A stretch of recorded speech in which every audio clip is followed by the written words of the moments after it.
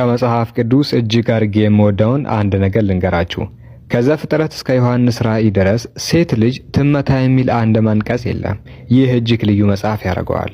ሴት ልጅ በዱላ ወይም በአርጩሜ ትመታ የሚል ምንም አይነት ጥቅስ አናገኝም። ታዲያ በምን ትመታን ያለው ካላችሁ በገጀራ ነው።